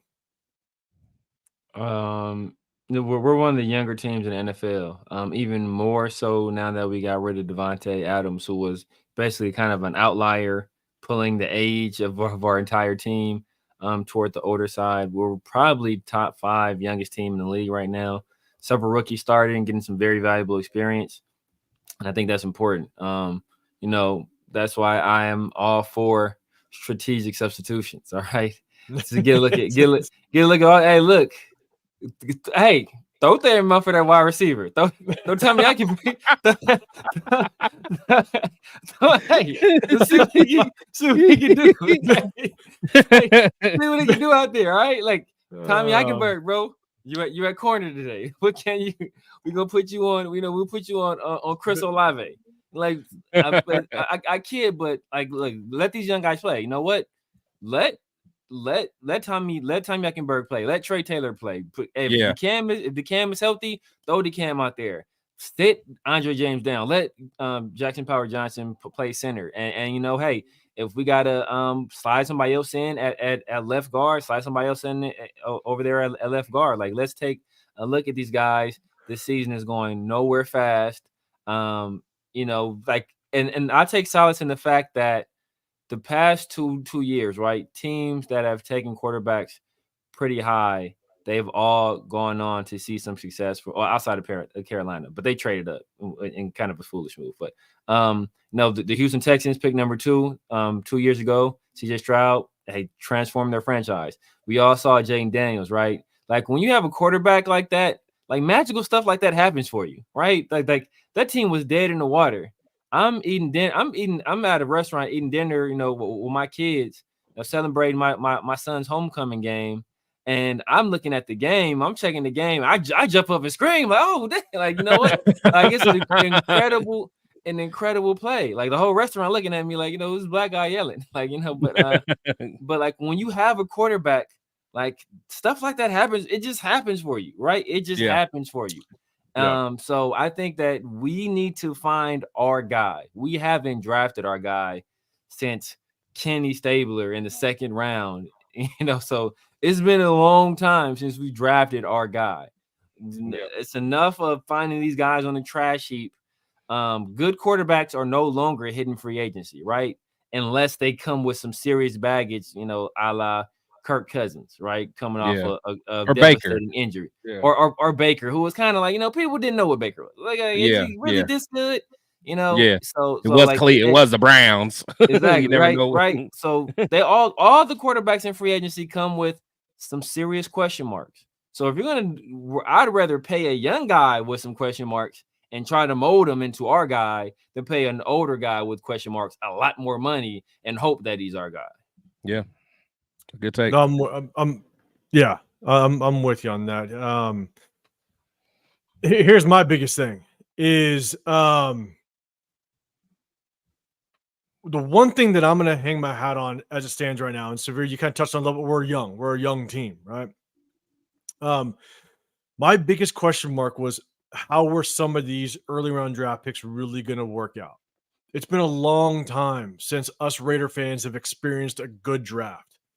Something that we can kind of hang our hat on when it comes to the players that we get. And as it stands right now, Brock Bowers is an absolute stud. Jackson Powers Johnson, after he's gotten through his injury, he is now starting to play. He is looking like that nasty offensive guard, offensive lineman that we wanted, that we thought he could be, and now he is it. DJ Glaze. All right, yeah. He got taken to school a little bit today, but you're going against one of the best interior defensive linemen to play the game. So, yes, but he's actually showing some promise, right? We had Thayer Munford that was supposed to be coming in to be the starting right tackle, and now DJ Glaze, even though Thayer Munford's back, they had to put Thayer Munford out at receiver because DJ Glaze is doing decent, right? And so, all of a sudden, we now have some draft picks. We got Caleb on Chasen that comes in off of, the free agency after he was released. And now he's starting to produce a little bit. He's helping out. If Christian Wilkins was still healthy, he was looking like an absolute stud. It was a great free agency or off-season acquisition. The one thing that I like is the fact that we're starting to see some really good moves at Tom Telesco. Now, you could say he's also part of bringing Gardner Minshew in. I get it. You know what I'm saying? But this is my thing is if we can keep building on this, if we can keep hitting in the draft, possibly bringing in some decent free agents, this is something we haven't seen before. I mean, how many John Gruden first-round draft picks were just complete busts?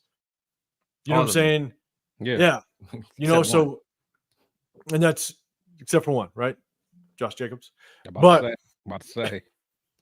But that's the thing is as it stands right now, at least we can look at some of Tom Telesco's movements in the offseason, and we're sitting there going, okay, we now kind of have a path. We saw it in the chat where people are saying Brock Bowers. We can hang our hat on Brock Bowers. Yeah. And it was a hit. And now if we can pair him up with a good quarterback, now we can kind of find ourselves moving the needle a little bit, hopefully. And so that's kind of one of the things that I'm trying to hang my hat on as it stands right now. Our defense should grow. Our defense should continue to do good and produce.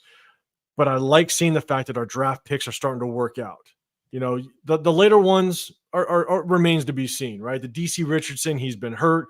That's hopefully he can come in and kind of help out.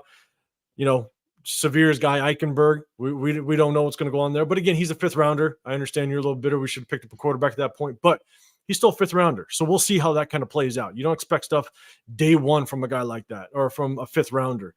Let's see how he grows. But that's kind of my thing is right now we have some young talent that we can kind of start to build around. If we can continue to hit in the draft, bring in a couple free agents to kind of put the icing on the cake with some of this stuff, I definitely think we can kind of go in the right direction. Now, is it, I like Telesco, but is AP the right guy to keep us moving? That's the big question. So, but here's my thing. And because we just kind of talked on some of the younger guys and some of the pieces that we have, here's the big question. And I just told you, I kind of now halfway through the season, I start to kind of get through the college game. Let's talk about quarterbacks, college quarterbacks. If we do end up with a top draft pick, let's say we're top 5 and we're in the range. Who do you guys like? I know I've seen a couple people in the chat. I appreciate all you guys in the chat. We got some guys saying Cam Ward. Coach Sip and John Bajush, you're saying Cam Ward is him. Billy D, you want Sanders or Cam Ward? Obviously, I think a lot of people can agree those are probably the top 2 picks as it stands right now. But Severe, if we got a top 5, if Tom Telesco is willing to possibly move around and maybe get to where we need to be, what are your thoughts?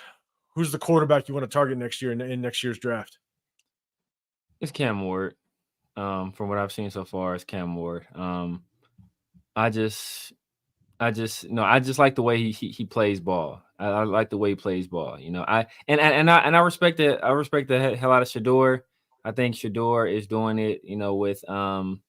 With like obviously some deficiencies in the offensive line. But he also has Travis Hunter, who's gonna be a top pick in the draft at receiver. So I just look at what Cam Ward is doing and with the weapons he has. Like I think that their top weapon is that Recepro guy, and and I like that old guy. Like it's like come on, like him or Travis Hunter. It's not even a comparison. And I just like the way he plays the game, and I think he's always looking downfield, always trying to make plays downfield, always looking to make plays with his arm. And I think he has a liver arm. I think he's a little bit, like more sturdily built in my opinion. And I just like the fact that he's been exposed to different systems and he's had success in these different systems. He was in Washington State, had success there. Now he's in Miami. He's having success there as well. So I just like guys that are kind of put in those kind of situations, and you can kind of see that. Hey, he can go into a new environment, learn a new system, adapt to it, perform it at a high level, at a higher level than he's ever performed before. So I think that he's showing he has all the ingredients, I think, to make it in the league. I'm with you. I mean, again, because I'm just now getting into the college scene and watching the quarterbacks. And I'll be learning from you guys as well as time goes on, because I dive more into it later in the season, but then definitely off season. That's when I just kind of go full bore into it. Chris, what's your thoughts? What quarterback do you want in next year's draft? If we can reach and get anybody, who would you want? Yeah, I've been pretty solid on Cam Ward for a little while now. This season at least. Again, just kind of like Severe said. I like just the way he plays the game. Now, he's a guy who's athletic, but he's not looking to run first. You know, that's what, so it's almost like, and again, I'm not going to compare him to no Mahomes or anything, but like, you know how Mahomes can run, he's athletic enough and he could run, but he's always pass first. And I love that about Ward. And I mean, that arm, man. I mean, the dude, he throws strikes. I mean, it's like, you know, the velocity on the ball, just the way it I mean, it just gets to point A to point B just so fast.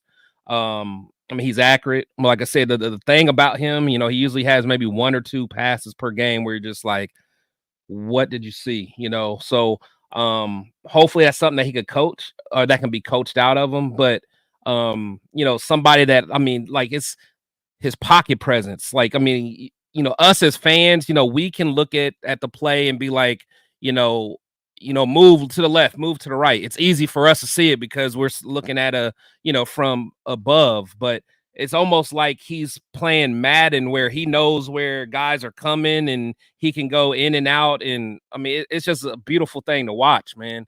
To me, he has to be the guy.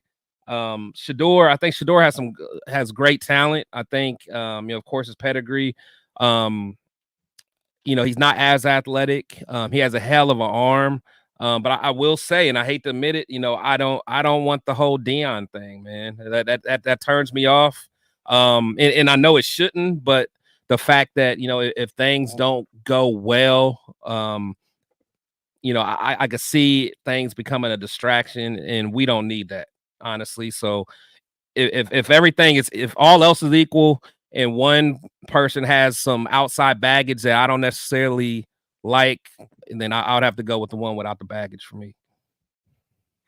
I mean, let's talk about the baggage in just a second, because we got a lot of people. I think it is pretty much Cam Ward or Shador Sanders is pretty much the overall consensus. If we do have kind of that top 5 pick and we want to move around, I watched both their games yesterday, and I feel like Shador Sanders just seems obviously the more pro ready. I mean, he kind of gives me those almost like Trevor Lawrence vibes a little bit, to where he can move. He can move around if he needs to, but he's got that arm to kind of throw wherever he needs to. And I do feel like he might be the most pro ready. But my only concern about Shador Sanders is just his mentality. And this is up to the GM and everybody to kind of do their homework to figure it out. But like, he's at the hip with Tom Brady, right? He's being taught by a lot of high caliber type of coaches and specialists and all that. Do you think a kid, and again, you guys follow a little more than I do. Do you think a kid like that, knowing that his dad is Deion Sanders, do you think he would be able to come into an organization like the Raiders and respect the coaches and do exactly what they say without doing the think of like, yeah, well, hey, but that's what I'm saying. My dad said different. That's Tom Brady said different. This guy said different. I've been working with him for the last 3, 4, 5 years. Like, do you think he might put himself above the coaching staff? Imagine if Luke Getsy stays. Do you think if he doesn't agree with what Luke Getsy, the quarterback coach, is trying to teach them or coach them, he goes back to his regulars and is like, hey, I don't agree with this, and they might be in his ear. Again, I don't know if it'll happen. I'm just kind of throwing that out there. Do you think that might be a concern or an issue with Shador? Do you guys, Chris, I'll throw it to you. Do you think that could be an issue with him? Again, you guys watch a little bit more than I do when it comes to the college game. I do. I mean, I do think he's a humble kid. So let me start off there. Like, I don't think he's going to be a guy that's just going to be a diva. You know, I don't see that in him specifically. However, but I could see, you know, it being a point where a coach could be undermined, you know, because of, you know, other relationships and things like that Shador may have. And one thing about Prime, and again, you know, you always want to protect your son. You want to put your son in the best position. I love that about him. But it's just like, if things don't go, you know, the way that Dion wants them to go, then, you know, is it going to become an issue? You know, like I've heard Dion talk about Travis Hunter saying, hey, you know, if a team don't let you play both ways, and, you know, we may not have you go there, type of things, you know, like stuff like that. I don't know, man. Just that baggage just isn't comfortable for me. That's tough. Severe. You got concerns about it at all? I mean, I know you want Cam, but like if Shador were to come over, do you have issues with that or concerns? Yeah, man. I don't. I mean, there's always going to be some concerns, especially when you got a guy that who has a hot father that's that high profile that just creates an environment where there could be some conflict there. You know, from everything we hear about Shador is that he has a good head on his shoulders. He's serious about ball. He's tough and he's a hard worker, but he spent his formative years under that same environment, under the same tutelage of basically the same people. So once he gets out of that, like, how does he adjust to that?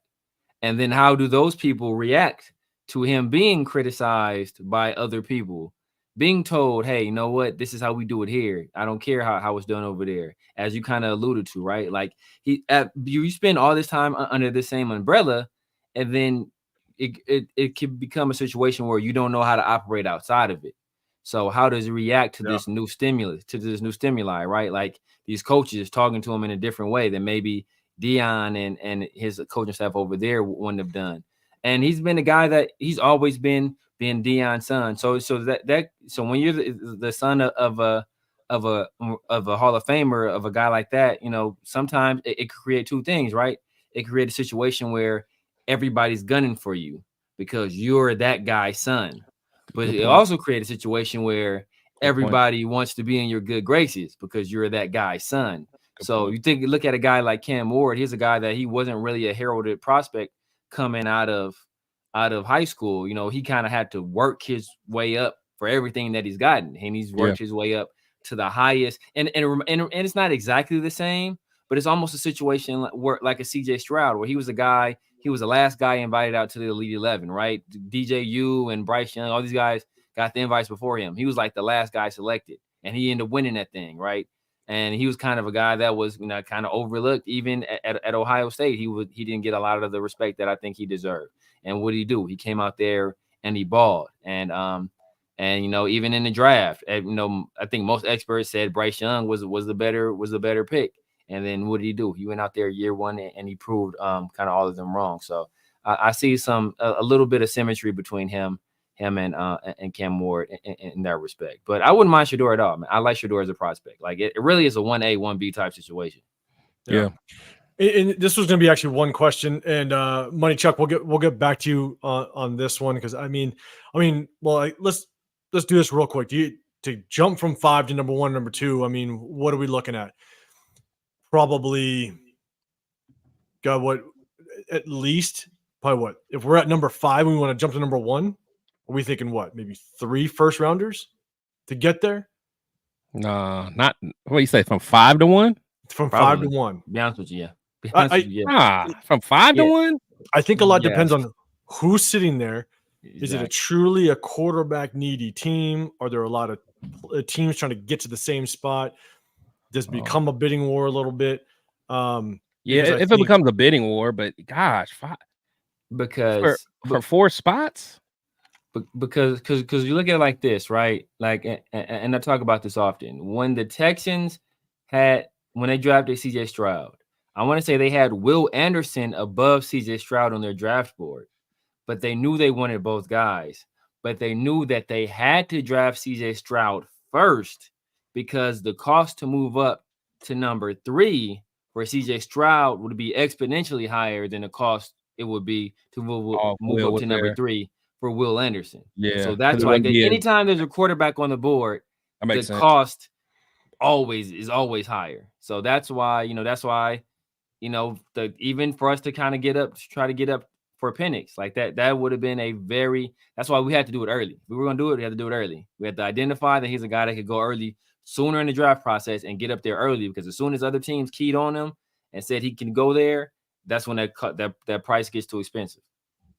Yeah, no, exactly. I'm with you on that. So let's jump back into the conversation about quarterback Shador and maybe some of the concerns. And this is, Jeff Good, you put up here, Deanne has a great respect for Brady, so I think it would work out. Here's my thing: is maybe that is one reason. That's one decent reason to bring in Tom Brady as a potential owner, right? Because he's going to kind of demand that respect. But here's my thing. The reason why I have concerns about all this outside noise is Some organizations can handle that. Some organizations Right. are good at that. You look Right. at the Patriots back when Brady was there, right? No one could touch that. No one could kind of break that bubble and disturb what's going on there. You know, Ocho Cinco tried to come in there. He tried to ruffle some feathers. They booted him out. AB Right. tried to go in there. They booted him out. They're like, no, we're not messing with this. You're not going to come and break this bubble. You get out. We don't have the infrastructure Right. to handle outside noise. That outside noise gets way too loud. I mean, look, let's be honest. Our owner basically brought on Antonio Pierce mainly, I think, because the Raider fan base kind of pushed him into it for the most part. And so, and alumni. I think alumni and some Alumni. trusted advisors. So I don't necessarily like that narrative that like the fans bullied him into it. I it don't. wasn't all. I agree. I agree. Yeah. Maybe I'll take that back a little bit. I agree. Like it wasn't all just the fan base, but yes, some outside noise, some internal players. We just don't have the infrastructure to be able to handle someone of Dion's caliber to just kind of block out outside noise. And so I think that's kind of one of my biggest concerns. And then one question, kind of going back to Raider Alex, says, do you think the Raiders would legitimately consider Dion as head coach if we moved on to AP this offseason? I don't ever see it happening.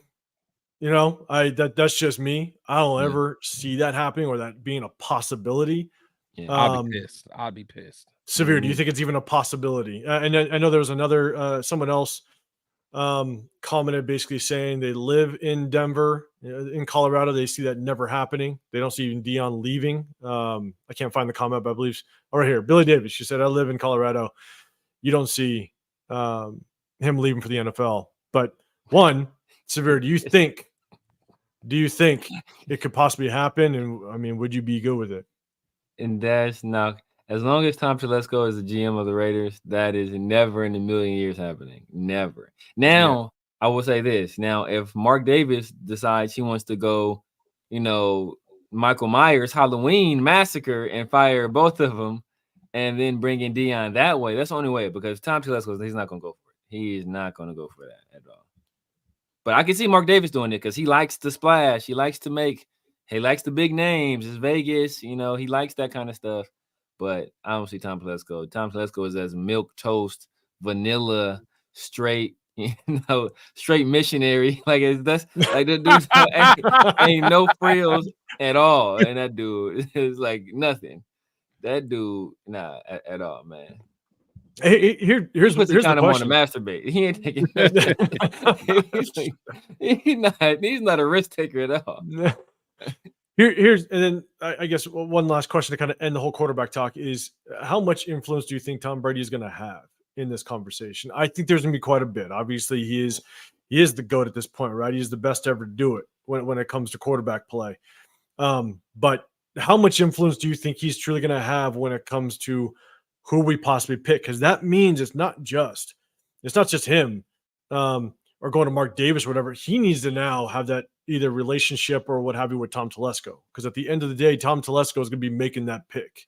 You know what I'm saying? He's going to be the one kind of turning in that card. So how much influence do you really think Tom Brady is going to have with the choice of the next quarterback? Severe, I'll throw it at you. I think he has some influence. When you're a 10% owner of the team, you kind of see the greeting that he got, standing ovation from basically everybody at the Raiders headquarters. He's going to have some influence there, but at the end of the day, I think it is going to be. He's been in it. He understands organizational structure. He's kind of seeing it at play in New England, so I think he's going to trust that process, and I don't think he's going to interfere too much. Now, I think if he starts to see things going in a direction he doesn't like, maybe he starts to exert a little bit more influence and maybe play on his friendship with Mark Davis a little bit more to get a little bit more power within those walls. But I think as of right now, for this very next draft, I don't believe he'll have an outsized influence, but he will have a little bit of a say as owner should. Yeah, absolutely. And we got diehard Raider in here basically saying Tom is picking and training the quarterback for sure. He also followed it up with Mark Davis said Tom is helping pick the quarterback. Look, 100%. I think definitely you got to take advice from him. Daniel Kim, appreciate you coming through as well. Gronk said TB12 is a good evaluator of talent, which I hope so. Because just because you're a Hall of Famer, just because you're one of the greatest or the greatest to ever do it, doesn't mean that you're going to come in and understand it. I think we talked about it last week. You take the Michael Jordan situation, right? Yeah. Michael Jordan comes in, and what did he do with Charlotte? He just wasn't able to turn that program around or that franchise around like everybody thought he would. And so, yeah. Didn't John Elway give Brock Osweiler a whole bunch of money? If I recall correctly. last time I checked. So, Chris, what's your thoughts? Do you think Tom Brady's gonna have a big say, or just do you think Mark Davis, when Tom Brady was announced, when he walked into our practice facility, did you see that? When Tom Brady walked into the practice facility, everybody was lined up applauding him, and then you looked at Mark Davis, and Mark Davis literally looked like God walked into the building. I mean, he was like he was a kid on Christmas Day, and Tom Brady was that present. And I'm sitting there going, man, I hope he just doesn't if he hasn't already, just fall head over heels over Tom and just think that Tom is just whatever he says goes. But Chris, what's your thoughts? Do you think Tom's going to have a big say as to who the quarterback's going to be? Oh, Chris, I think you're on mute. Oh, my bad. Yeah, you're good. Yeah, I definitely think he'll have some say. Like you said, you could tell Mark Davis definitely is enamored. Well, he definitely likes Tom Brady. So so whatever he will have a say. But I still think Telesco's still gonna have to be the guy that runs the team and picks the talent and do all that. Yeah, I'm with you, Rafi. I appreciate you coming up, man. It's good seeing you, man. You've been busy this weekend. Billy Davis, man, have a good night. But no, so look, at the end of the day, this is kind of where we sit. We're 2-6 now. We're at the bottom of the division. We kind of broke down the game a little bit. Just unfortunately, it's disappointing. It's disappointing as hell where we sit, and just we were competitive in this game. It was within reach, but unfortunately, we're going up against a team that just understands how to win, and we're a team that's still trying to figure it out. And it feels like almost every single week we get farther and farther away from figuring it out. And so, not a whole lot we can do. I think at the end of the day, we just got to again build on stuff. We kind of talked about what we're going to hang our hat on, and it's tough. But we're going to kind of go through the final thoughts and kind of wrap this thing up. Again, for everybody that's in the chat, we also hit you guys Tuesday nights. We kind of break down film. Again, I know there's not a whole lot of film to go through. It's not very exciting, but there's always pieces you can take to hopefully build on some positives. How JPJ played, how Kevlon Chasen, how he's starting to produce. There's things you can grab a hold on and move forward with, but there's also things that you can point out that are pretty rough to watch. But we're going to kind of get our final thoughts in and kind of wrap this thing up. Severe, any final thoughts on where we're at and where we need to go at this point, knowing that, again, lose to a division rival, bottom of the division. What's your final thoughts on today's game? I think today's game showed us two things, right? I think, first of all, we played extremely hard. So I think there was some talk about that this team is giving up on AP, or that AP has lost the locker room. I think this game kind of showed us that is not necessarily the narrative, or what's actually happening in that locker room or in that building at all, or among this team.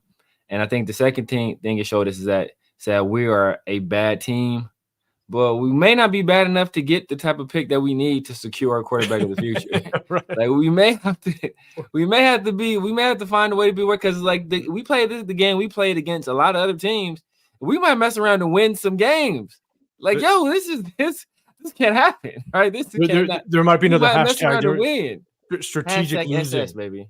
Strategic losing. Right. SS. I want to see Thayer Mumford at flanker. All right, this is. I want to see Thayer. Andres Pete. We running 12 personnel. Andres Pete. I want you at the Y. All right, I want you out there. I don't think we're quite bad enough. And a lot of people out there, and this is my final thing, man. There are a lot of people out there that want to fire Antonio Pierce and think that we will be able to fire Josh McDaniels after a season and a half, then fire Antonio Pierce after a season and a half, and then somehow we're going to attract the most, the top coordinator or the top head coach prospect out there. Like, why would anybody see what happened to our last 2 head coaches and say, you know what, I want to sign myself up for that? It's not going to happen. If we get rid of Antonio Pierce, it's a very good chance we're going to go retread. A very good chance we're going to go retread.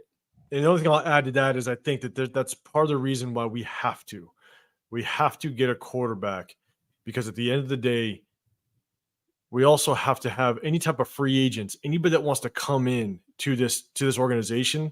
They're going to know we have a pathway. That's probably one of the reasons why Devontae Adams is gone, is because he just didn't believe that we were on the path to success.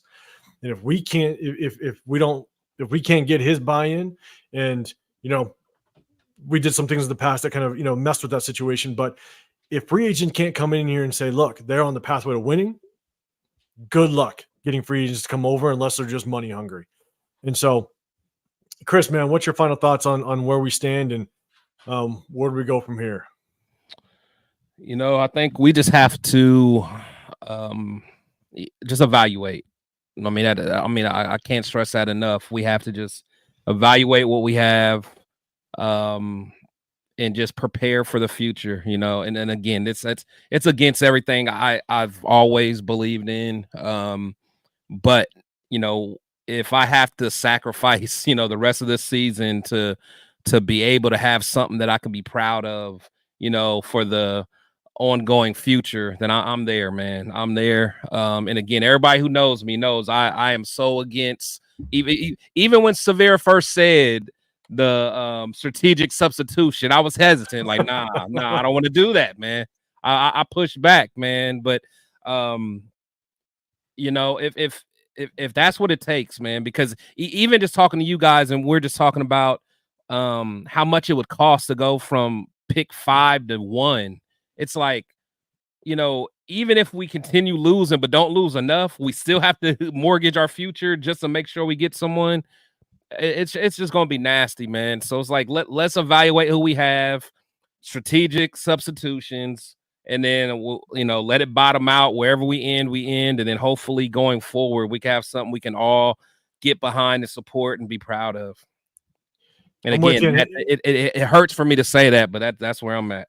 But don't say it. We're just saying #SS. Hashtag Raider SS. Primos, man. I appreciate you pulling through. You're saying that you kind of disagree a little bit with Severe was saying. We've talked about Luke Getsy. We've gone over, but Severe, if you want to respond to it, because Raider Primos, he's throwing a couple things out here, just kind of pushing back a little bit. But if you have any response for it, you can go for it. First of all, like there's no head coaching. There's no, like, the Raiders were voted the most or the second most dysfunctional franchise in the NFL, behind only the Carolina Panthers, who have undoubtedly the worst owner in the NFL.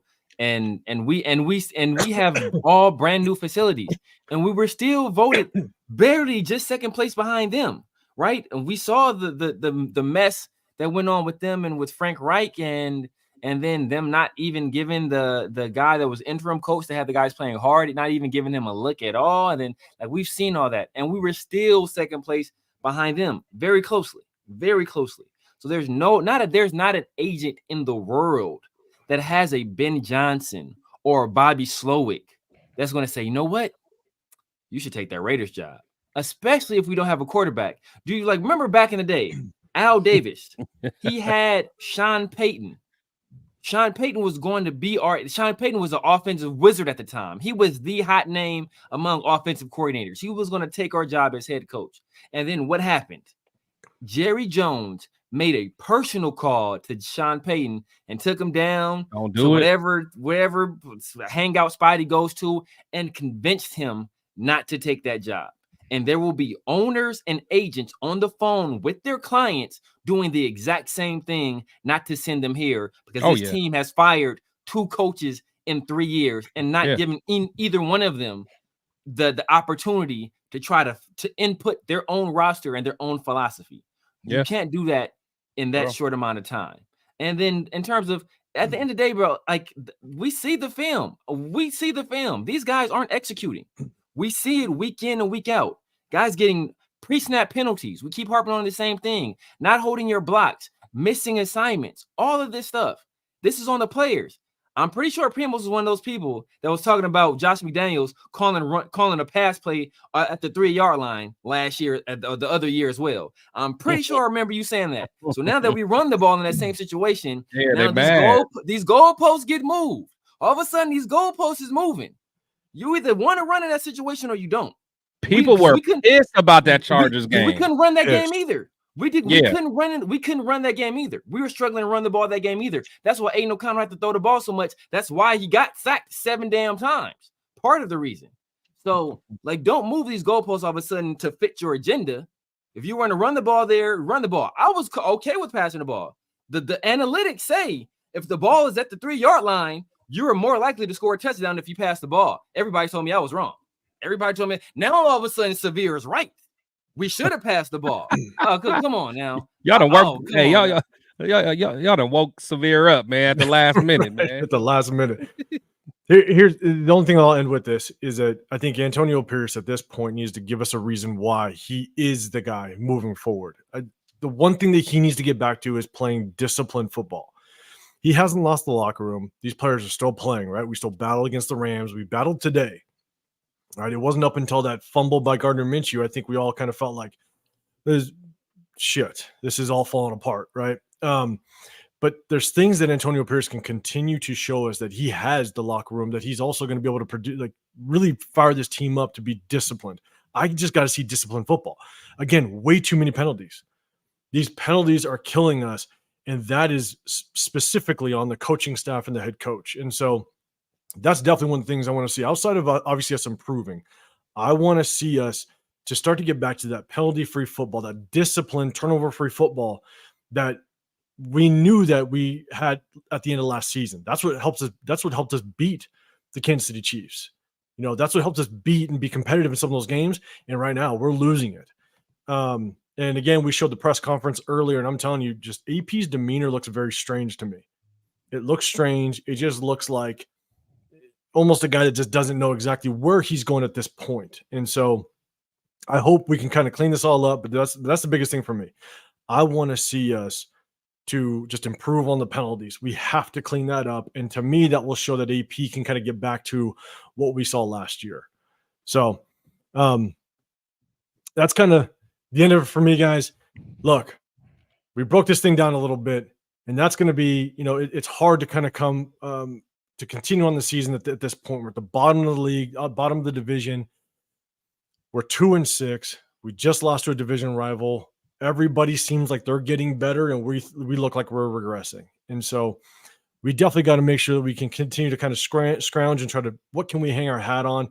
So let's kind of keep thinking about it, because at the end of the day, we're all Raider fans. We're going to continue to root for this team every single Sunday, whatever day we play. I'm going to continue to think we're going to go in and win this game. You know, unless we go hashtag SS, right? Unless we go hashtag strategic substitution. But join the movement. At the end of the day, we all want to see our Raiders win, but man, we need to be able to hang our hat on something, and we got to find it, because all these stats are telling us something very different that there's not a whole lot of promise moving forward. We might find ourselves naturally picking in the top 3. And so, which I think that'll make a large majority of our fan base pretty happy. So, guys, we're gonna wrap this thing up. I appreciate everybody in the chat. I appreciate all you guys sticking with us. We were going for almost 2 hours. Make sure you guys, before you get out, make sure you hit that like button. I'm gonna put one more thing up. Sacktown Raider Mike, man, big prayers up to you. I tried to put this up a few times. A lifelong Raider fan, Les, aka Pinhead, in the ICU. Big prayers up. Make sure we hope everything goes good with that one. But again, yeah, make sure you guys hit the like button on your way out. My guys, Severe Raider, Chris, Protect the Show podcast. I'm 805 Raider, Real Talk Raider Nation. Make sure you guys come back. We hit you guys up with the post game after every single game. We also hit you guys on Tuesday evenings. We break down film and kind of give you updates on everything that's been going on throughout the week, earlier in the week. So I appreciate everybody stepping in. Make sure you guys have a great rest of your Sunday, especially you guys on the East Coast. I appreciate you guys checking in and staying late. And we'll see you guys. Make sure you check in on Tuesday. Hit those notifications when we go live. And we'll see you guys on Tuesday night. We're out.